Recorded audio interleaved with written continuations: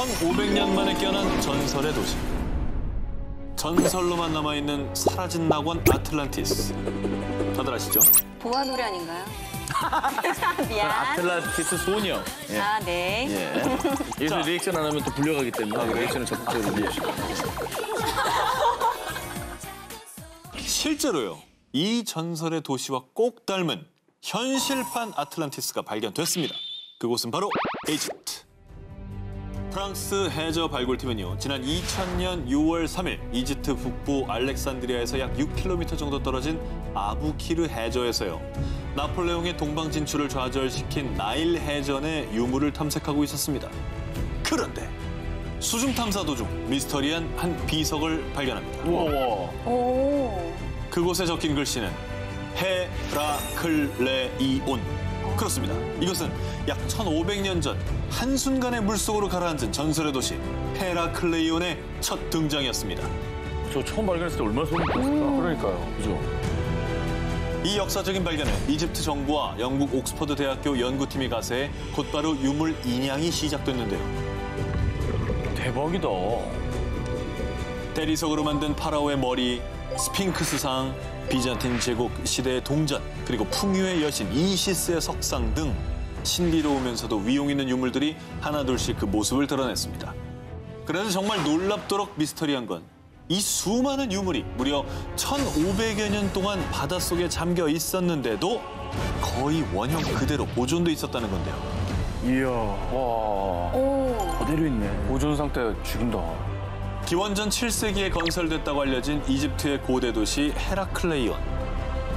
그리스의 역사가 헤로도토스가 남긴 저술과 신화로만 전해질 뿐 그 실체는 전혀 확인되지 않고 있었습니다. 이 고대 도시의 발굴은 이집트의 또 다른 문명이 과학적으로 증명된 역사적인 순간이었습니다. 앞으로 완전 발굴까지는 무려 40년 이상 소요된다는데요. 과연 또 어떤 고대 미스터리가 우리들 앞에 펼쳐질까요? 필리핀 해안의 괴생물 미스터리. 1924년 10월 25일 남아프리카. 반은 곰 같고 반은 고래 같은 괴사체 발견. 2017년 미국 텍사스 시티 해변에서 큰 원기둥 모양 몸통에 눈 없는 괴사체 발견. 아직까지도 그 정체가 밝혀지지 않아 궁금증을 넘어 두려움까지 부르고 있는데요. 그런데 불과 2개월 전인 2018년 5월 11일 저녁, 필리핀 중북부에 있는 민도르 섬에서 정말 끔찍한 괴사체가 발견돼 큰 충격을 안겨줬습니다. 샌앤토니오 해안가를 찾은 한 가족이 한가롭게 해변을 산책하던 그때. 아니, 이게 무슨 냄새지? 이 괴물이 뭐야? 해변 앞까지 떠밀려온 것은 거대한 털덩어리로 둘러싸여 도무지 정체를 알 수 없는 괴사체. 길이는 무려 6m가량에 정말 고약한 악취를 풍기고 있었습니다. 무슨 쓰레기 폐기물 같이 보이는데? 그렇죠, 그렇게 보이죠. 네. 저런 사이즈는 아마 고래? 고래 정도가 되지 않을까? 고래라고 하기에는 너무 형체가 없는 거 아니에요, 지금? 자, 고래라고 하기에는 이제 눈이나 뼈, 그렇지. 이런 골격이 전혀 없습니다. 네. 필리핀 루손 섬에 위치한 수산자원국 관리관에 따르면 현재 괴사체 조직을 채취해 DNA 분석 연구소에 보낸 상태고요. 아직까지는 그 정체가 밝혀지지 않았다고 합니다. 1960년경부터 생물학자 이반 앤더슨은 해안에 떠밀려온 정체를 알 수 없는 유기체를 일명 글롭스터로 통칭해서 설명하고 있는데요. 한편 이 괴사체에 출연해 마을 사람들은 혹시나 불길한 일들이 마을을 덮치지 않을까 하고 불안에 떨고 있다고 합니다. 빨리 그 조사 결과가 좀 나왔으면 좋겠네요. 그렇죠. 네. 네. 근데 나왔는데 일부러 안 밝히는 걸 수도 있어요. 이게 너무 어마어마한 결과라 밝히지 않고. 깜짝 놀란 거야. 이럴 수가. 외계 침입이다 뭐죠. 뭐 그럴 수도 있고. 대단히 상상력이 뛰어나신 것 같아요. 네.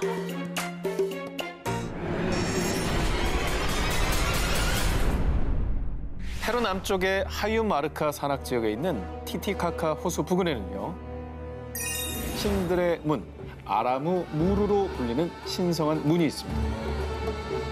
높이 7m, 폭 7m의 이 거대한 문은요, 붉은 삶 암벽의 한 면이 마치 깎아낸 듯 수직 절벽으로 되어 있어 그 존재 자체가 신비롭고요. 네모 안에 둥근 홀이 보이십니까? 저 사람 지금 들어가려고 하는데. 저기. 네, 그렇죠. 사람이 들어가려고 하는 그 네모난 안에 둥근 홀 저거. 저기 뭐야? 스위치? 자, 전설에 따르면 고대 잉카의 초대 사제이자 왕인 아라무 무르르는요. 잉카 문명 창조의 신 비라코차 신이 준 황금 태양 원반을 저 홀에 넣고 다른 세계로 넘나들었다고 합니다. 쉽게 말해 순간 이동문이라고 보면 되는 겁니다. 저런 게 있구나. 자, 그래서일까요? 저 문 앞에서 실제로 미스터리한 경험을 한 이가 있는데요. 1998년 11월 페루 여행 중이었던 제리 윌스 부부. 그런데 제가 진짜 경험했다니까요. 우주를 넘어 도착한 그곳은 정말 판타스틱, 환상적이었어요. 자, 탐험가인 제리 윌스는 양손을 돌 위에 얹고 네. 문 중앙에 파인 작은 홀에 이마를 갖다 댄 제리 윌스. 그런데 갑자기 그 어지러움을 느끼더니 그 순간 마치 자연학하듯 온몸이 추락. 그 뒤 눈앞에 펼쳐진 별과 성운들. 그는 자신이 와 있는 곳이 우주임을 직감했다고 하는데요. 그런데 또 그때 마치 처음 있던 아라무 무르 포털 앞에 도착해 있었다고 합니다. 저럴 수 있어요. 아, 이거는 확실히 이해를 하겠어요. 이게요? 이게 손을 대고 이마를 댔잖아요. 이마를 세게 대신 거예요. 꽉 하면서 별이 싹 든 거죠. 아, 그 별에 과연 그는 잠시 꿈을 꿨던 걸까요? 글쎄 이게 목격담으로만 미스테리를 완성한다는 것 자체가 조금 저는 의문이 드네요. 그러니까 만약에 그 저런 사람만 식이라면. 보면 네. 근데 그 스토리만 한번 보자고요. 네. 가능성 있잖아요. 근데 가능성이 있다면 저 비슷한 체험을 한 사람이 몇 명이라도 그럼 더 있어요. 있었어요. 저는 그거 진짜 믿어. 왜 그런 거 있잖아요. 막 이렇게 막 누가 인도를 해줘가지고 사후 세계는 아니지만 누구야 이렇게 분명히 폭포인데 유리문처럼 탁 막혀 있는 거예요. 예. 무조건 믿으실 것 같아요. 저기 사기 안 당하게 조심하세요. 너무 쉽게 믿는 게. 현실판 진격의 거인을 찾아서. 자, 이번 기사는요. 제가 사진을 먼저 준비했습니다. 보시죠. 어머. 저 뼈가 너무 크다 근데. 올리버요? 그렇죠. 저 해골은 거의 사람 몸보다 크잖아요. 머리 하나가. 자, 바로 인터넷에 떠돌고 있는 거인의 유골 사진인데요. 아니 근데 너무 요즘에 인터넷 기술도 발달이 돼가지고 저 다 사진 조작. 그렇지. 일 것이다. 난 조작일 것 같아요. 자, 지금 제가 보여드린 사진들은 진짜가 아니라 또 가짜. 뭐야? 바로 진위 여부가 정확하게 밝혀지지 않은 사진들이 있는 건데요. 그래서 제가 지금부터 거인의 존재를 둘러싼 미스터리들을 하나씩 파헤쳐 드리겠습니다. 1912년 5월 4일에 발행된 뉴욕 타임땡 보도에 따르면요. 미국 위스콘신주 남서부에 위치한 레이크 런 농장 근처에서 필립스 형제가 18개의 거대한 유골을 발견했는데요. 발견된 유골의 두개골이 당시 미국인들의 두개골보다 훨씬 컸으며 현재까지는 알려지지 않은 인종이란 내용이었습니다. 그런데 사실 제가 궁금한 건 이 뉴욕타임즈 기사가 진짜인지 아니면 가짜인지 아니면 오래된 거라서 진위 여부는 또 역시 논란이 되고 있다고 합니다. 자, 그리고 미국뿐이 아닙니다. 2012년 스위스 바젤에 살고 있는 그레고르 스포일이라는 사진작가가 무려 약 38cm나 되는 손가락 사진을 공개했는데요. 저게? 끝에 손톱 봐요. 어우 저게 어떻게 손가락이야. 징그러워. 자, 이 손가락은 1960년대 이집트 고분을 두고 라던 한 노인에 의해 발견됐다고 하는데요. 이때 노인이 손가락을 찍은 엑스레이 사진까지 보여주며 진짜 사람 손가락임을 확인시켜줬다고 합니다. 사진 속 손가락이 정말 사람의 손가락이라면 유추된 키가 무려 5m는 될 거라고 합니다. 정말 놀라운 크기인데요. 마지막으로 아프리카의 스와질란드 국경 근처의 한 마을에서 정말 미스터리한 흔적 하나가 발견됐는데요. 저거 봐, 밟아. 응? 저게 발바닥이라고요? 엄지발가락이죠. 저기 그러네. 찍힌 저거 있죠? 크기는 무려 120cm, 웬만한 초등학생 키 정도 크기인데요. 알려진 바에 따르면 발자국이 찍힌 화강암의 측정 연대가 무려 2억에서 3억 년 전이라고 합니다. 네. 참고로 이러한 증거를 보고도 거인의 존재를 믿지 않는 사람들은요. 거인의 유골이라고 발견된 것들은 실제는 말단 비대증, 즉 성장 호르몬이 과잉 분비되면서 신체 말단의 뼈가 과도하게 증식한 환자들의 유골이라고 주장을 하는데요. 과연 이렇게 세계 곳곳에서 발견되는 거인의 흔적들. 사실 한석준 씨 정도면 사실 거인 축에 좀 들어갑니다. 한석준 씨가 거인이에요. 네, 예. 네. 키가 184. 9 정도 됩니까? 4예요. 184. 4예요? 네. 아니 본인 분량을 위해서 키를 뻥튀기를 해. 키가 되게 커 보이잖아. 키가 184라는데 정말 악의도 잔뜩이야, 진짜. MSG를 알고 왔어. 다음에 쏟아 부어 아주 그냥. 저도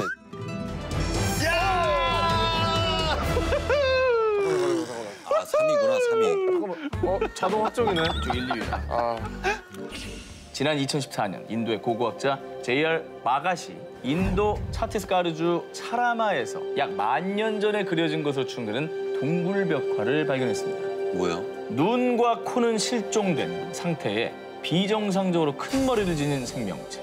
다른 그림에서는 우주복 같은 의상을 입은 채로 무기를 손에 쥐고 있습니다. 진짜? 새도 아니고 뭐지? 심지어 그들의 이건 뭐야? 운송수단으로 보이는 UFO까지 떡하니 그려져 있습니다. 세 개 다리 달린 게 꼭 UFO 같지 않습니까? 오, 진짜요, 진짜. 그러네. 자, 무려 10,000년 전에 그려진 동굴벽화에 외계인과 UFO를 닮은 그림이 그려져 있는 거예요. 더욱 소름 끼치는 것은 이것뿐만이 아니었습니다. 또 있네. 이건 또 뭐예요? 이탈리아 발카모니카의 벽화에는 마치 우주복을 입은 듯한 2명의 생명체가, 미국의 유타주의 세고 캐년에는 머리 위에 안테나가 솟은 기이한 형체가, 그리고 호주 킴벌리에는 큰 눈과 머리를 소유한 여러 명의 생명체가 새겨져 있다는 사실. 대체 당시 사람들은 뭘 봤길래 지금 우리가 상상하는 외계인의 모습과 똑 닮은 이 그림들이 세계 곳곳에 새겨져 있는 걸까요? 항상 인류 최대의 난제인 외계인의 존재. 혹시 외계인을 두 눈으로 목격한 이들이 지금 우리에게 남긴 사인 아닐까요?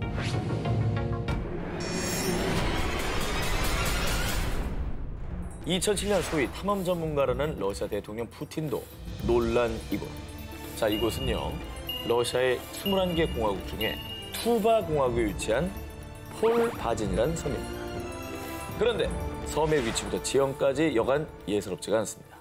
거대한 호수 한가운데 위치한 섬 폴바진은요, 직사각형으로 섬 전체가 마치 미로 같은 형태를 띠고 있습니다. 누군가 인공적으로 만든 듯한 이 섬의 모습을 보고 푸틴 대통령도 무척이나 놀랐다고 합니다.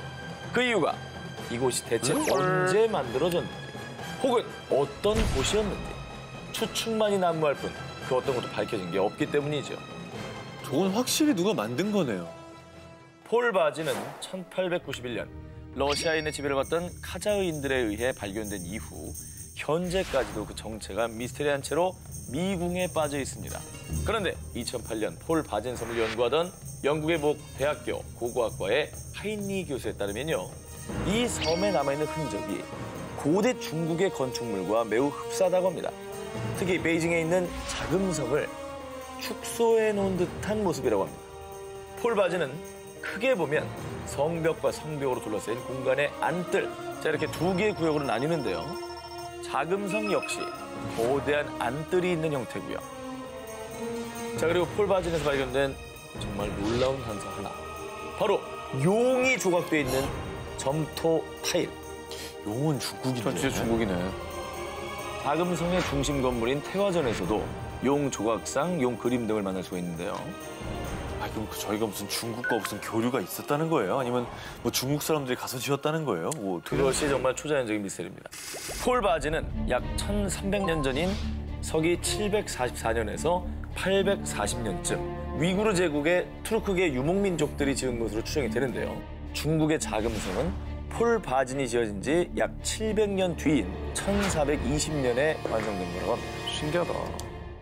저런 거 보면 정말 상상력을 자극하게 돼요. 과연 누가 왜 어떻게 이런 걸 지었을까? 그리고 저렇게까지 잘 지었는데 그 다음에 다 어디 갔을까? 러시아와 몽골 사이에 위치했지만 중국 고대 건축 양식을 띠는 섬 폴바진. 이 섬의 미스테리는 한 세기가 지난 지금까지도 베일에 쌓여 있습니다. 미국 초자연 포털 세도나 스타게이트.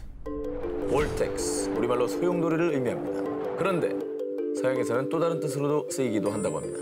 바로 지구상에서 강력한 전자기파 에너지가 소용돌이처럼 휘몰아치는 특정 지점을 말한다고 합니다. 그런데 세계 각국의 초자연 전문가들에 따르면 이 특정 지점이 전 세계 통틀어 21곳이 있다고 하는데요.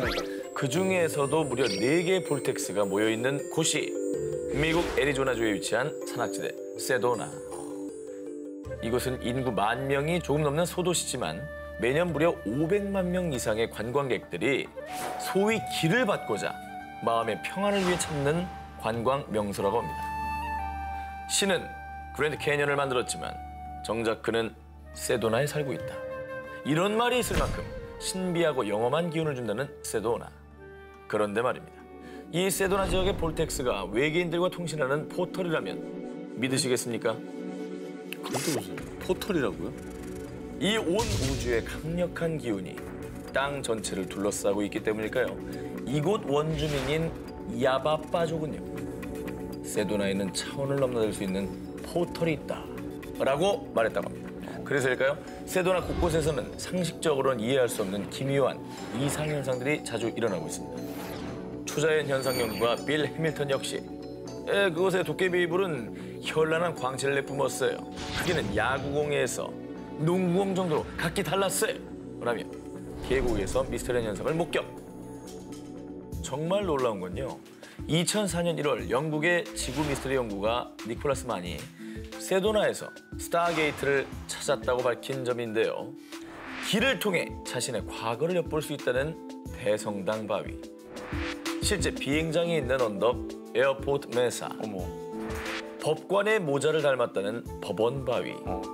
그 외 문스 마운틴, 리 마운틴까지 이렇게 세도나에서 유난히 초자연적인 현상이 자주 목격되는 5개 지점을 연결하면 지도에서 정확히 별 모양의 펜타그램 도형이 형성된다는 것입니다. 진짜 이렇다고? 설마 정확히 그려봤습니다. 애리조나주에서 UFO가 가장 많이 목격된다는 미스터리 키스팟 세도나. 이곳은 정말 외계와 통하는 포털일까요? 그리고 스타게이트는 무엇을 의미하는 것일까요?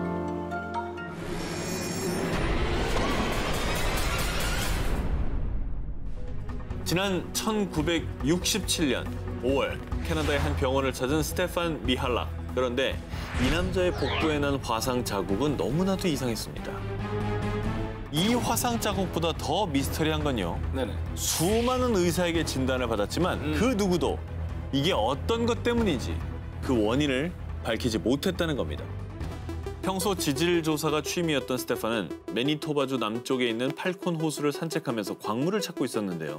그런데 그때 갑자기 스테판은 상공 약 45m 높이에서 붉은 빛을 내는 타원형의 기체 2대를 목격합니다.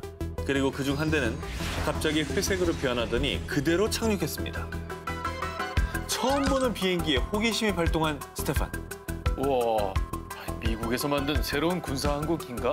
멋진데? 스테판은 너무나 신기해서 기체에 손을 슬쩍 댔는데 기체의 격자무늬 배기관에서 가스가 방출되면서 그대로 이륙. 바로 그때 배기관 가스를 정통으로 맞은 스테판은 뒤로 내팽개쳐졌고요. 복부 화상을 입은 거라고 합니다. 스테판이 목격한 기체를 그림으로 그린 겁니다. 딱 뭐 일반적인 비행 접시 그렇죠. 모습이죠. 근데 뭐 저 정도는 우리도 그릴 수 있잖아요. 한편 그가 미스터리한 비행 물체를 목격했다는 소식이 알려지자 정부, 언론사 측에서 몰려들었고요. 캐나다 정부에서는 스테판이 본 건 UFO가 아닙니다 라고 발표했는데요. 하지만 황당하게도 캐나다의 정부에선 스테판에게 그 사건 현장을 같이 가자고 제안했고요. 그 지역의 토양 조사도 시행했는데 그곳에만 방사능 수치가 월등히 높았다고 합니다. 요건 이상하네. 과연 그날 그가 본 것은 대체 무엇이었을까요? 자, 이번 특종은요. UFO를 쫓는 사람, 그리고 그가 밝혀낸 놀라운 이야기입니다. 30년 차 UFO 초자연 현상 조사가 척 주코프스키. 그는 UFO, 외계인 납치, 빅풋, 유령 사냥 등 다양한 초자연 현상을 조사하고 있는데요. 그런데 2006년 척 주코프스키는 갑자기 놀라운 이론을 제기합니다. 그가 조사한 약 1000건의 초자연 현상 사건 중 무려 200여 건의 사건에 해당하는 이론인데요. 첫 번째, 일반인 출입 금지 구역, 미국 네바다주의 51구역. 그리고 두 번째는 미국 뉴멕시코주의 비밀 지하시설 덜스 기지. 또 지난 70년 동안 미국에서 10,000마리의 가축들이 피 한 방울 흘리지 않은 채 폐사한 사건도 있었는데요. 이거 이상하다. 척 주코프스키의 말에 따르면요. 이런 미스터리한 가축 훼손 사건이 발생하면 24시간 이내 그 주위에서 UFO가 목격됐다고 합니다. 그래서 지금껏 알려진 초자연 현상 지역들을 지도에 표시해 봤더니 무려 200건의 사건이 모두 위도 37도 인근에서 발생. 저거를 일명 초자연 현상 고속도로라고 부릅니다. 그는 유독 초자연 현상이 37도에서 일어나는 이유를 이렇게 설명합니다. 위도 37도에는 외계인들이 지구로 드나들 수 있는 길이 있어요. 다시 말해 UFO의 주요 도로가 바로 위도 37도에 있는 거죠. 그런데 여기서 더 소름 돋는 사실은요. 우리나라 서울의 위도가 몇 도인지 아십니까? 바로 37.5도. 죽음의 계곡 원정대와 금속물체. 2006년도에 러시아 야쿠티아 지역에서 전해 내려오는 미스터리한 금속물체. 자, 그 물체를 찾아 나선 러시아 초자연 현상 연구가이자 탐험가 이반 메케르와 원정대. 이들이 찾는 미스터리한 금속물체를 본 목격자들의 증언은 매우 구체적이고 또 다양했습니다. 1936년 한 지질학자가 올구다크 강가에서 가마솥 모양의 큰 형체를 발견. 붉은색을 띤 이 매끄러운 금속의 반구는 두께가 약 2cm 정도였고요. 지름의 약 5분의 1 정도가 땅속에 꽂혀 있었다고 합니다. 자, 그리고 1947년 지인들과 이곳을 찾았던 소년 미카엘 코레츠키는 금속 물체를 목격한 뒤 저는 그곳에서 7개의 큰 금속 물체를 봤습니다. 부리처럼 보였지만 정확하진 않아요. 더 이상한 점은요. 이 계곡에서 코레츠키 외에 5명이 밤을 보냈는데 그 이후에 한 친구는 심한 탈모를, 또 코레츠키의 머리 왼쪽에는 3개의 반점들이 생겼고 두통이 또 심했다고 합니다. 그런데 이들이 미스터리한 금속 물체를 봤다고 증언한 곳은 죽음의 계곡이라 불리는 곳인데요. 목격자도 또 증언도 많지만 정말 의문스럽게도 죽음의 계곡의 위치가 정확하게 남아있지 않았는데요. 그래서 이 미스터리를 풀려는 이반 메케르는 원정대를 꾸려 이 죽음의 계곡을 찾아 나선 겁니다. 그러던 중 괴이한 형태로 자란 식물들 주변에 있는 한 연못을 발견. 오늘은 여기서 묵고 내일 다시 찾아 나선다. 자, 그런데 그 다음날 앞이 보이지 않거나 또 숨이 잘 쉬어지지 않는 등 기이한 신체 이상을 느꼈다고 하는데요. 심지어는 두통과 오한으로 졸도하는 지경에까지 이르자 이반 메케르 원정대는 뗏목을 타고 그곳을 빠져나왔다고 합니다. 비록 미스터리한 금속 물체는 발견하지 못했지만 이들이 세상에 알린 건 죽음 계곡의 좌표. 올구다크 강에서 북동쪽으로 약 40에서 50km 떨어진 지점이라고 하는데요. 미스터리를 풀 수 있는 키가 되겠네요. 일단 좌표가 나온 거죠. 좌표가 나왔으니까. 다시 가서 봐도 되는 거 아니에요? 첨단 장비를 가지고. 그렇습니다. 과연 이 미스터리한 금속 물체의 베일은 벗겨질 수 있을까요? 좀 뭐라고 추측이 되시나요? 저기 갔다 왔다는 사람들 중에 탈모를 하게 갑자기 된다거나 탈모, 네. 반점 이런 게 생기잖아요. 그런 얘기를 보면 이게 방사능 피폭의 느낌이 좀 있어요. 저도. 처음에 저게 밝혀진 게 1947년 뭐 이럴 때인데 네네. 그때가 소련이 마침 핵무기 개발을 한참 진행하고 있을 때입니다. 그렇죠. 1948년에 소련의 원자폭탄 실험 첫 실험이 성공을 하거든요. 그래서 어쩌면 핵 폐기물들이나 핵 실험 후에 남은 것들을 슬쩍 버렸던 것이 아닌가, 그것에 접근한 것이 아닌가라는 추론을 해볼 수 있죠. 과학으로도 풀리지 않는 초자연 현상 19, 저 오 기자의 1위 후보 기사 공개하겠습니다. 약 2000년 전에 그려진 지상화, 페루의 나스카 라인. 이 나스카 라인 근처 또 다른 초자연적인 현상 때문에 학자들이 골머리를 앓고 있다고 하는데요. 이게 뭐예요? 동물들이 이동한 자국입니까? 1933년 처음 발견된 이 구멍들은 무려 약 7,000개 가까이 되는데요. 평균적으로 너비 약 1m, 깊이 약 1에서 2m 정도의 구멍들이 1,450m 정도 길이로 펼쳐져 있습니다. 자, 그런데 정말 미스터리한 건 이 대규모의 구멍들을 누가 어떤 이유로 왜 만든 것인지 현재까지도 밝혀지지 않은 채 학자들의 추측만이 난무하고 있다는데요.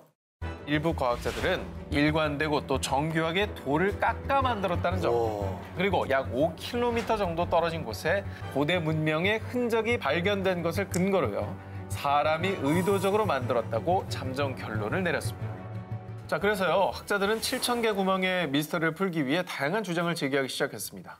자, 첫 번째로 1953년 고고학자 빅터 볼프강 폰 하겐은 사람들의 무덤이라고 추측했지만 구멍 안에서 사람의 유골이나 또 장신구 등 아무런 흔적이 발견되지 않자 결국 가설로만 그쳤고요. 그리고 1984년 이곳을 찾은 고고학자 존 히슬롭. 곡식을 보관했던 장소가 틀림없습니다 라고 주장을 했습니다. 하지만 다른 학자들은 굳이 이렇게 힘들게 구멍을 파내어 큰 저장소를 많이 짓지는 않았을 거라며 반박했습니다. 2015년도에는 UCLA 대학 연구팀이 고대 잉카 제국 시절 왕에게 바칠 곡물을 측정하기 위한 장소라고 주장했는데요. 하지만 그 또한 이 험난한 곳에 굳이 이걸 만들진 않았을 것이라는 반박에 부딪히고 말았습니다. 오래전에 어떤 원주민들이 살았던 터가 아닐까? 일리가 없습니다. 너무 잔인하셔서 이런 단어한 할 말이 평가 너무 없어. 좋습니다. 아까부터 좀 이렇게 좀 공부하셨잖아요. 예. 이쪽에 붙을까요, 저는? 크로스! 야, 데스크의 크로스는 처음이야. 미안해서 해준 거예요. 2위니까. 아니, 뭐 결과는 일단 나오는 거니까. 네네. 기술적으로는 사실 저게 불가능한 건 아니잖아요. 굳이 하려고 하면 그럼요. 사람이 뭐 오랜 세월을 거쳐서 저걸 도대체 왜 만들었느냐는 오히려 영원히 모를 수도 있습니다.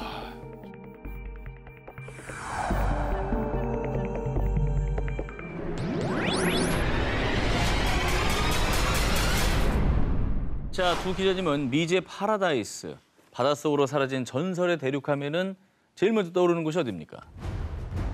아틀란티스. 그리스의 철학자 플라톤의 저서를 보겠습니다. 헤라클레스의 기둥 저편에 아주 큰 아틀란티스라는 섬이 있다. 사방에 금과 은 등으로 부가 넘쳤고 과학이 고도로 발달한 대국이다. 하지만 아틀란티스는 하루아침에 바닷속으로 침몰, 인류 역사 속에서 사라졌다고 합니다. 이게 이제 저서에도 나오니까 사실 뭐 구전으로만 내려오던 땅이 아니라 정말 분명히 기록된 게 있으니까 우리가 다 있었겠구나라고 생각은 많이 되는 건데 만약에 아틀란티스가 실존했다면 우리가 알고 있는 인류 최초의 4대 문명보다 훨씬 전에 그렇죠. 초고대 문명이 있었다는 겁니다. 그러니까 인류 역사가 바뀌는 거죠, 이렇게 되면. 수백 년 동안 사람들의 관심을 끌며 전 세계 수많은 고고학자, 역사가들이 아틀란티스를 찾아 대탐험, 대서양, 모로코의 사하라, 심지어 버뮤다 삼각지대까지 아틀란티스라고 주장하는 곳들이 너무나도 많았습니다. 하지만 아직까지 이 아틀란티스의 실체는 정확히 밝혀지지 않았는데요. 그런 가운데 아틀란티스라고 주장하는 또 하나의 후보가 등장합니다. 바로 바하마 제도의 작은 섬, 비미니. 여기서 아틀란티스 뭐 유적이라도 발견된 겁니까? 아하. 자, 먼저 비미니 섬이 아틀란티스라고 주장하는 첫 번째 근거를 소개해드립니다. 먼저 비미니 섬 인근 바닷속에서 도로가 발견됐습니다. 도로요? 일명 비미니 로드라고 불리는 이곳은 평균 길이가 2m고요. 높이가 약 0.5m, 무게가 1톤가량 되는 네모난 돌이 규칙적인 간격으로 약 630m 거리까지 배열되어 있었습니다. 이 구조물을 발견한 밸런타인 박사는 비미니 로드가 최소 6,000년에서 12,000년 전에 만들어진 인공 도로라고 발표. 일각에서는 이 비미니 로드가 아틀란티스로 가는 통로라고 주장하고 있습니다. 저게 말이 됩니까? 저게 자연현상입니까? 저거는 진짜 자연현상이라고 보기에는 좀 그러네요. 전 말이 안 돼요. 너무 균질하긴 하네요. 그렇죠. 아니, 바닷속에 그것도 한 10,000년 전에 인공 도로가 있다. 사람이 만든 도로가 있다. 그렇죠. 이거는 진짜 우리가 몰랐던 문명이 있었을 수도 있다는 얘기 같아요. 근데 어찌됐건 간에 뭔가 더 증거가 나와야지만 이게 좀 확정이 될 것 같아요. 결정적인 게 있습니까? 그래서 그들이 주장하는 또 다른 근거를 제시하겠습니다. 20세기 초 미국의 유명한 예언가인 에드가 케이시. 그는 1929년 주식시장 붕괴와 대공황, 제2차 세계대전과 소련의 몰락까지 정확히 예언했습니다. 그런 그의 또 다른 예언.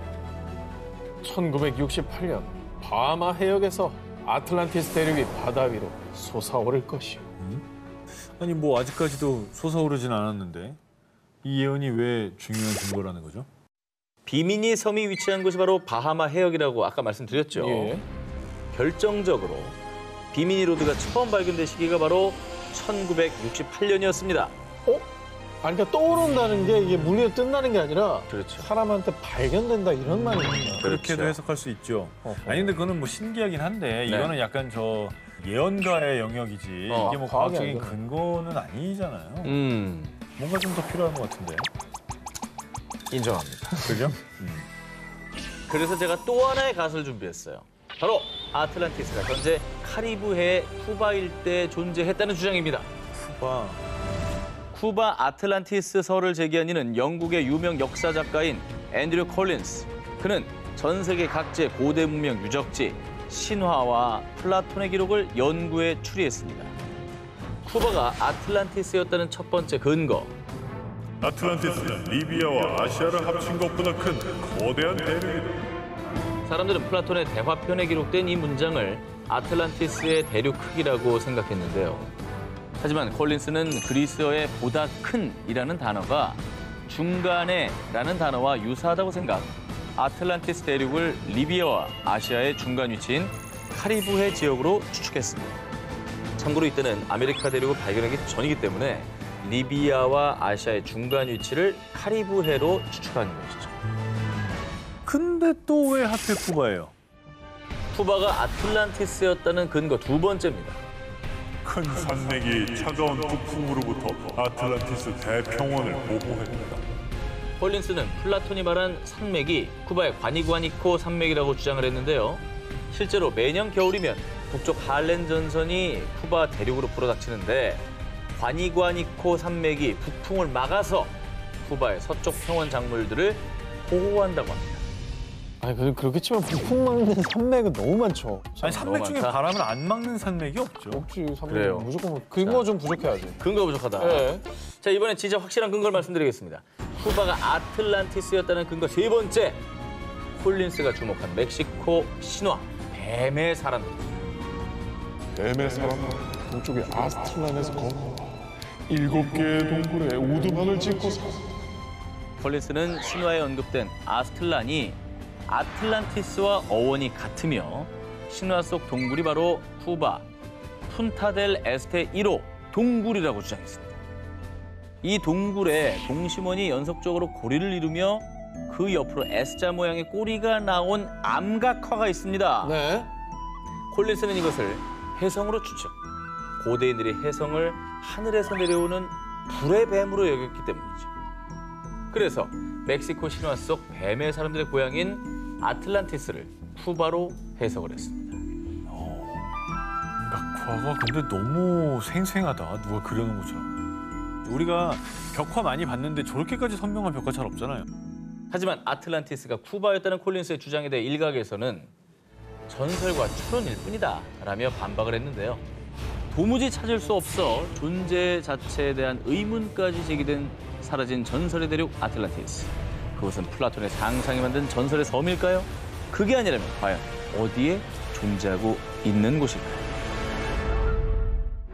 잃어버린 대륙을 찾아서. 자, 잃어버린 대륙은 영화의 소재로 자주 등장할 정도로 사람들의 호기심을 자극하는 소재죠. 그런데 영화 속 이야기인 줄만 알았던 잃어버린 대륙의 흔적이 이 모리셔스에서 발견됐다고 합니다. 2013년 모리셔스 섬에서 학술 연구 중이던 노르웨이 오슬로대 연구진은요, 해안에서 채취한 현무암 모래에서 존재할 수 없는 역사의 흔적을 발견하며 들뜬 반응을 보였습니다. 이것은 과거 아프리카 마다가스카르와 인도 대륙의 다리 역할을 했던 잃어버린 대륙의 흔적입니다. 뭘 발견했길래 또 잃어버린 대륙의 흔적이라고까지 했지? 자, 연구진이 발견한 것은 바로 최대 19억 년 전에 형성된 광물 지르콘입니다. 아니 지르콘은 요새 네네. 히토류의 일종으로 사실 공업에 되게 중요한 재료로 쓰이거든요. 근데 저게 왜 잃어버린 대륙의 흔적이 되는 거죠? 자, 중요한 건요, 바로 연대입니다. 모리셔스 섬은 900만 년 전 용암 분출로 형성된 섬이라고 알려져 있죠. 그런데 900만 년 전에 형성된 모리셔스 섬에서 그보다 무려 18억 9,100만 년이나 앞선 광물, 지르콘이 발견됐다는 겁니다. 아, 그건 이상하네. 그래서 당시 연구팀은 이 지르콘이 지금까지 드러나지 않았던 잃어버린 대륙의 파편이라고 추측을 한 겁니다. 잠시 학창 시절의 기억을 소환해 보시죠. 과거 2억 5천만 년 전 이 판게아라는 하나의 대륙에서 시간이 흐르면서 이게 분리되고 이동해 현재 7대륙이 되었다는 대륙 이동설과 판구조론을 배웠던 기억이 나시죠? 기억납니다. 자, 연구자들은 인도와 모리셔스가 분리될 때 기다랗게 늘어난 땅덩어리가 끊기면서 그 조각이 인도양 밑으로 가라앉았고 그 위에서 화산이 분출되며 형성된 섬이 모리셔스라고 주장. 들리네. 그래서 모리셔스 아래에 묻혀있는 잃어버린 대륙을 모리티아라고 명명한 겁니다. 그러니까 뭐 이렇게 얘기하면 대륙 이동설이 어느 정도 좀 신빙성이 있는 거죠. 그렇습니다. 잃어버린 대륙의 실마리를 하나씩 찾다 보면 언젠가 우리 지구에 대한 비밀도 풀 수 있지 않을까요? 인디아나 존스 모모모 신의 도시. 고대 문명과 전설의 왕국을 찾아 전 세계로 모험을 떠났던 인디아나 존스. 인디아나 존스가 마야 문명의 잃어버린 크리스탈 왕국을 발견했듯이 이번엔 저와 함께 잃어버린 도시 화이트 시티를 찾아 떠나보겠습니다. 오, 화이트 시티? 화이트 시티는 뭐죠? 처음 들어보는데? 건축물들이 모두 하얀색이라 화이트 시티라 불리는 이곳은요. 수백 년 전 중앙 아메리카 일대에서 신비로운 낙원인 그곳에 들어선 사람은 다시는 세상에 못 돌아오다.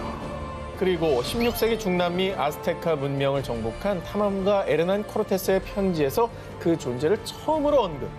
그 뒤 많은 고고학자들은 반인반묘, 원숭이 신이 지배하는 화이트 도시가 존재했다고 여겼고요.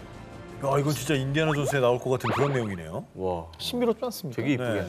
자, 그리고 드디어 2015년 미국과 온두라스의 합동 탐사대는요. 특수부대의 도움을 받아 하늘길로만 접근할 수 있는 온두라스 모스키티아 지역 밀림에서 레이저 스캔 기술을 통해 전설 속 화이트 시티의 흔적을 확인합니다. 원숭이 같긴 하네. 근데 나는 이건 뭐 느낌일지 모르겠지만 굉장히 저거는 그 주술적 의미가 강한 것 같아요. 숭배 대상으로. 네. 그러니까 이게 원숭이일 수도 있고 원숭이 신을 모시는 걸 수도 있고. 형상화시키는 걸 그렇죠. 아까 언급이 됐죠. 원숭이 신을 위한 제사를 지낼 때 갖다 놓는 어떤 형상물일 수도 있고. 오, 신기하다. 이 탐사대는 이곳에서 샤머니즘 문명의 흔적인 반인반수의 돌 조각을 비롯 10에서 14세기의 것으로 추정되는 뱀과 새 등으로 장식한 조각 50여 개를 발견했고요. 그리고 강력한 리더십, 즉 권력 계층이 있었다는 것을 보여주는 피라미드까지 발견됐습니다. 저 왼쪽 위에 토기 파편같이 보이는 걸 보면 저거는 상당히 정교하지 않나요? 그러니까 문양이 네. 저 정도 장식이 있다는 건 약간 그 계급 사회가 그렇죠. 무엇보다 피라미드 같은 거 세우려면은 계급이 높은 사람이 강제로 시키지 않는 한 그런 큰 걸 만들 수 없습니다. 노예 없이 못 만들죠. 인력을 동원하지 않는. 자, 그런데 더 놀라운 것은 이 유물들이 거의 약 1000년 전의 것임에도 불구하고 원형이 잘 보존된 상태였고요. 뿐만 아니라 탐사대를 이끈 고고학자 크리스토퍼 피셔에 따르면 이 유물들은 단순한 잃어버린 도시가 아니라 프리 컬럼비안 문명을 상징합니다. 아하. 지금까지 많은 사람들의 손을 타지 않아서 그래서 천만다행이라는 생각이 좀 들기도 그 하고요. 보존 상태가 너무 좋죠. 그렇죠. 지금 굉장하네요.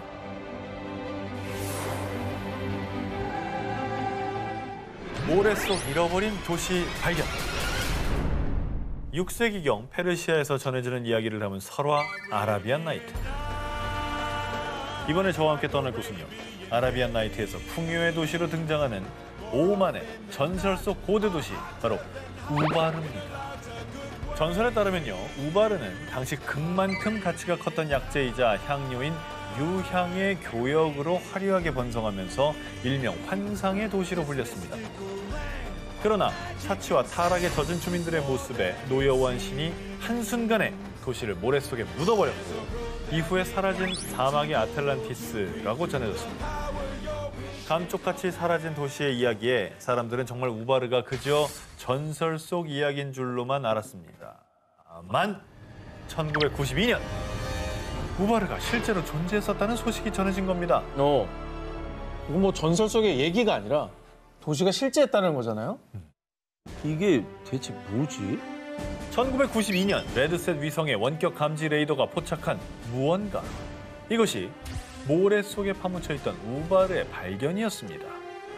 사막 한가운데 저게 나온 거네. 저 길이? 네. 그리고 해당 자료를 분석한 결과 오만 남부 살랄라 지역에서 북쪽으로 약 170km 떨어진 사막에서 우바르로 추정되는 유적이 발견됐는데요. 이후 계속된 조사 끝에 우바르와 예멘 동부를 잇는 일명 인센스 로드 유향길과요. 유향을 나르던 아랍 상인들이 이정표로 사용한 것으로 추정되는 30여 개의 석합이 발견됐다고 전했습니다. 뭐 실크로드 같이 뭐 그런 게 있었네. 향로드네, 향로드. 유향으로 번성했던 게 맞긴 한가 봐요. 어. 네. 근데 이게 갑자기 하루아침 모래에 이렇게 파묻혔다는 게 가능한가요, 이게? 조사 결과 우바르가 들어섰던 곳의 지하에서 거대한 석회암 동굴이 발견됐고요.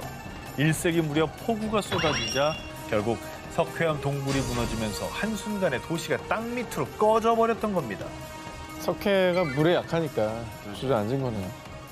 저 당시에 만약에 저런 일이 있다라면 저걸 과학적으로 설명하지 못했을 테니까 그냥 신이 덮었다라고. 혹시 옛날에 그런 걸 과학적으로 어떻게 설명했겠어요? 과학적으로 모르니까 신이 분노한 줄 알겠어. 하루아침에 그렇게 도시가 얘기할 수 주저앉아 있을 것 버리니까. 전설로만 전해졌던 고대 도시 우바르. 과연 싱크홀에 묻히기 전 우바르는 어떤 모습이었을까요?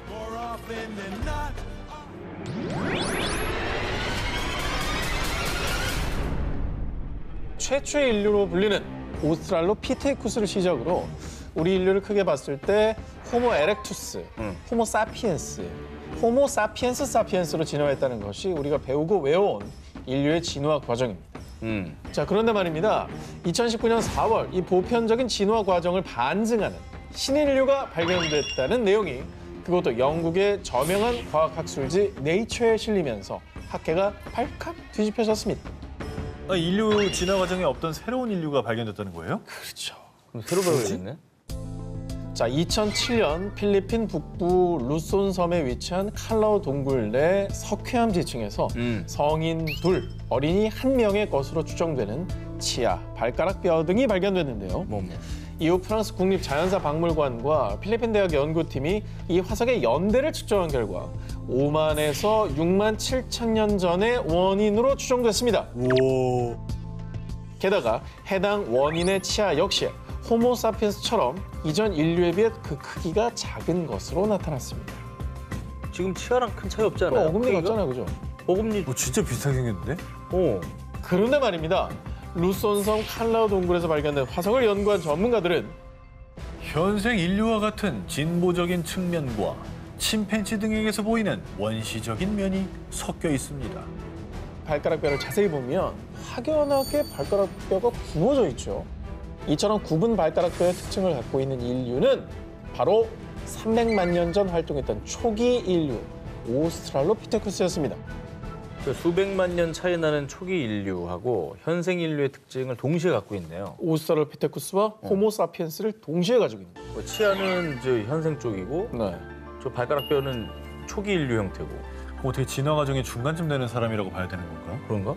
다양하게 이루어졌다는 걸 보여주는 증거가 나온 거죠. 그러니까 일렬 종대가 아니라 다양한 그 종들이 있었다는 거죠.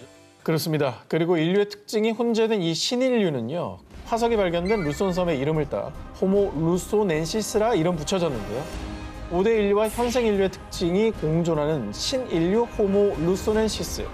이들이 살았던 문명은 과연 어떤 모습이었을까요? 현재 지구상의 대륙이 몇 개죠? 5대양 6개주 아닙니까? 5대양 6대제 남극까지 7대륙입니다. 자, 그런데 1995년 미국의 지구물리학자 브루스 앤딕트는요. 현재 8번째 대륙이 바닷속에 있습니다. 또 아틀란티스 얘기하는 거 아니에요? 아니야, 아틀란티스 아닙니다, 이거. 아니면 그죠? 아까 저기 오 기자가 처음에 얘기한 북극 밑에 대륙 얘기하는 거 아니에요? 자, 그는 7개 대륙에 이어 8번째 대륙, 일명 질랜디아가 존재한다고 주장. 질랜디아. 그리고 그가 8번째 대륙으로 지목한 곳은 뉴질랜드와 뉴칼레도니아가 있는 오세아니아 지역인데요.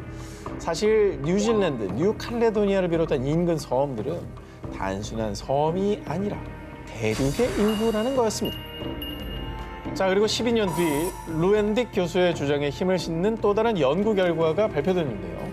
2017년 뉴질랜드의 지질학 과학연구소 역시 질랜디아가 단순한 해저 지각이 아니라 약 490만 제곱킬로미터, 한반도의 약 22배에 해당하는 8번째 대륙이라고 주장합니다. 어휴, 대박이다. 아, 걔네들이 이렇게 떠 있는 게 섬인 거구나. 일부들이 나와 있고 밑에 다 가라앉았다. 그럴 수 있겠네. 자, 해당 연구팀은요. 질랜디아 대륙으로 추정되는 해저에서 약 8,000점 이상의 화석 표본을 채취했는데요. 그리고 그 결과 육상신물의 화분과 포자가 발견됐다는 겁니다. 아, 떠 있었네, 그럼. 진짜 그렇게 볼 수 있다 이거죠? 언더더 씨가 저기네, 사실 상상 속에. 언더더 씨는 저기네. 지난해 9월 질랜디아 대륙으로 추정되는 곳이죠. 뉴질랜드 북섬 타라니키 해안에서 발견된 펭귄 화석을 분석한 결과가 공개됐는데요. 펭귄 화석? 이 펭귄 화석은 지금껏 알려지지 않은 약 300만 년 전 고대 펭귄의 화석으로 추정. 해당 연구팀에 따르면요, 이 고대 펭귄들은 현대 펭귄들의 조상격으로 과거 오랜 기간 진랜디아에서 서식하다가 지각 변동으로 대륙이 가라앉자 남반구 곳곳으로 흩어진 거라고 합니다. 야, 그럼 진랜디아라는 대륙이 있었다는 실제로 얘기네. 육지에 있었다. 그러니까 지금은 바다 밑에 가라앉아 있지만 그 당시엔 그렇지 않았다라는 상당히 좀 근거가 있네요. 그러니까 바다에서 펭귄 죽으면 그 뜨죠? 아니 그러니까 또 뼈가 되면 또 가라앉죠. 가라앉지. 그럼 걔가 가라앉아서 된 거 아니에요? 예? 땅이 올라온 게 아니고 아니 근데 기본적으로 땅 안에서 발견된 화석이다. 땅 아니요?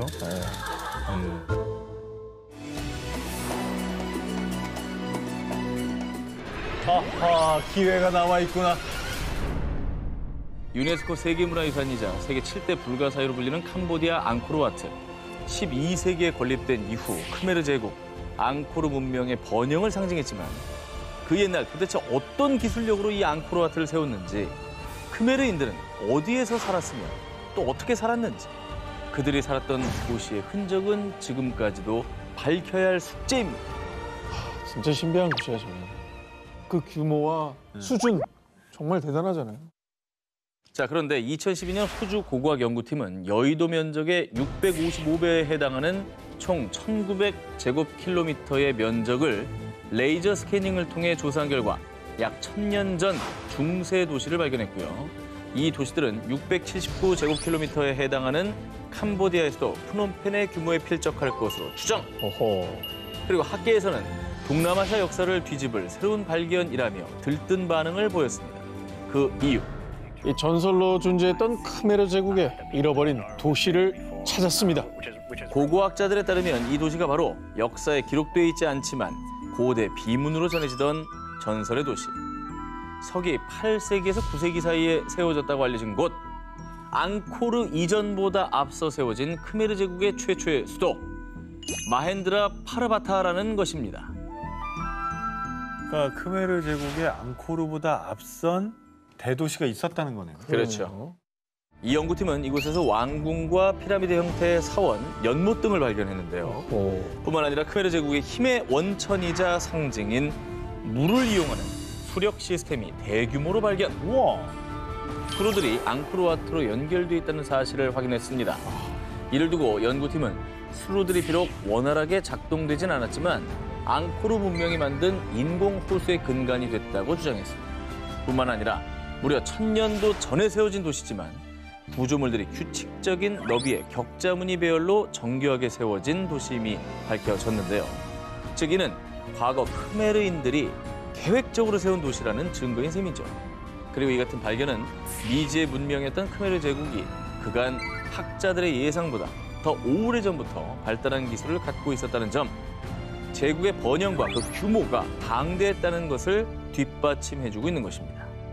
세계 어디에서든 물을 다스리는 건 권력의 상징이라 크메르 제국이 그 정도의 권력을 유지하거나 혹은 증명할 수 있는 정도의 힘이 있었다는 얘기네요. 그 여러 가지 것들이 인프라가 없었을 텐데 수로와 앙코르 같은 사원들을 다 만든 거죠. 대단하죠. 그 연구를 통해 조금 이런 의문들이 밝혀졌으면 좋겠네요.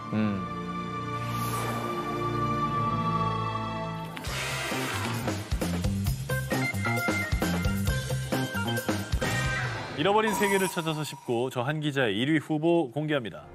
우리가 배운 인류 최초의 문명은 기원전 3500년경 시작된 메소포타미아 문명이죠. 그런데 말입니다. 전 세계인이 다 알고 있는 역사를 바꿔!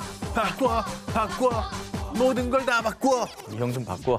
모두 뒤집어버리는 충격적인 주장이 제기됐습니다.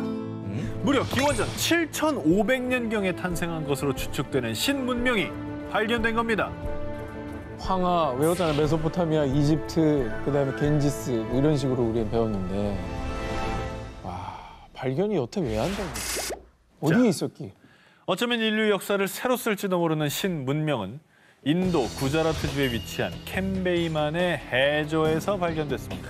인도구나, 인도. 바다 아래에 있었어? 2001년 인도 국립해양기술원이 해양 오염도 측정을 위해 음파 탐지기로 해저 촬영을 하던 중 바닷속에 뭔가 직사각형의 구조물이 보이는데요?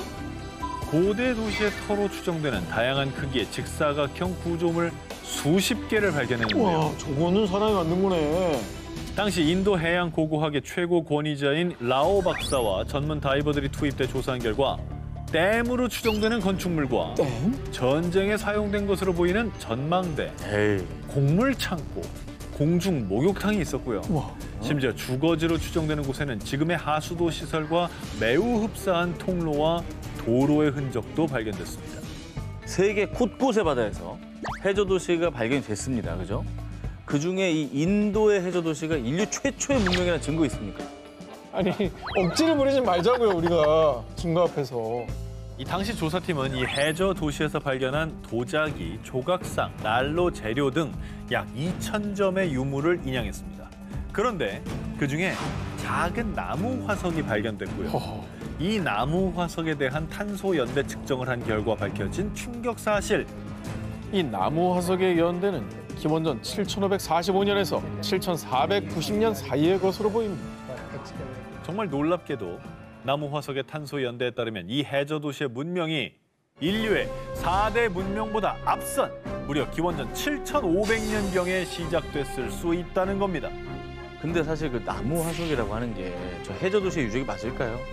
이게 흘러 들어가지고 이렇게 병한 거 아닐까요? 안타깝게도 이 나무 화석의 용도는 밝혀지지 않은 상태로요. 나무 화석과 이 해저 도시의 연관성은 찾지 못했다고 합니다. 인도 캔베이만에서 발견된 해저 도시. 과연 그 도시는 인류 최초의 문명 도시였던 걸까요? 신비한 황금의 도시, 마추픽추의 나라, 잉카 제국. 13세기경 건국 초기엔 페루 근교를 지배하다가 15세기 말에는 서부 남미 일대를 장악, 거대 왕국으로 성장을 했습니다. 근데 문제는 현재 잉카 문명에 수많은 유적이 남아있음에도 불구하고 문명 자체가 미스터리 그 자체란 사실이죠. 그래서 지금 저와 함께 세계 7대 불가사의 잉카 문명의 비밀을 파헤치러 대탐험을 떠나보겠습니다. 전설로만 전해지던 잉카 제국이 본격적으로 그 실체를 드러낸 것은 1911년 미국의 고고학자인 하이럼 빙언에 의해서 페루에서 고대 도시인 마추픽추가 발견된 것이었습니다. 몇백 년의 세월에도 불구하고 면도칼 하나 비집고 들어갈 틈이 없이 맞닿아 있는 돌들. 마추픽추의 건설 시기가 1450년경으로 추측이 되는데요. 그 당시 이렇게 정교한 건축술이 있었다는 게 충격 그 자체, 미스터리였습니다. 어떻게 저 위로 저걸 가져가냐고. 그리고 평지에다가 저걸 다 쌓아서 뭘 지었다고 해도 놀라운 거긴 해요. 근데 저 2,400m 뭐 정말 높은 산이잖아요. 말이 안 되죠. 오죽하면 외계인 소리 나오겠습니까? 의문은 이뿐이 아닙니다. 여러분은 과거 잉카인들이 어떻게 농사를 지었을 거라 생각하시나요? 농사도 뭔가 최첨단인가요? 여기도 뭐 최첨단 뭐 농기계 이런 게 나오나요? 잉카인들이 농기구로 사용한 것은 철이나 청동기가 아닌 바로 돌! 그들은 돌을 이용해서 농사를 지었다고 합니다. 이미 조선시대에는 쟁기도 있고 낫도 있고 호미도 있고 다 쓸 텐데. 자, 심지어 한때 서부 남미 일대를 장악했던 잉카 군대의 주 무기 역시 총 등의 최첨단 무기가 아닌 돌도끼와 나무 곤봉! 임진왜란 때 조총 들고 외구가 쳐들어왔는데. 맞습니다. 야, 정말 시대가 안 맞는 것 같은 생각이 들어요. 밸런스가 너무 깨지네. 결국 석기를 바탕으로 고도화된 잉카 제국은 16세기 철기로 무장한 스페인 군대에 의해 멸망하고 말았습니다. 다른 문명보다 훨씬 뒤늦은 석기 문화와 훨씬 앞서 나간 초고도 과학기술을 동시에 지녔던 잉카 문명. 과연 어느 쪽이 진짜 그들의 모습이었을까요?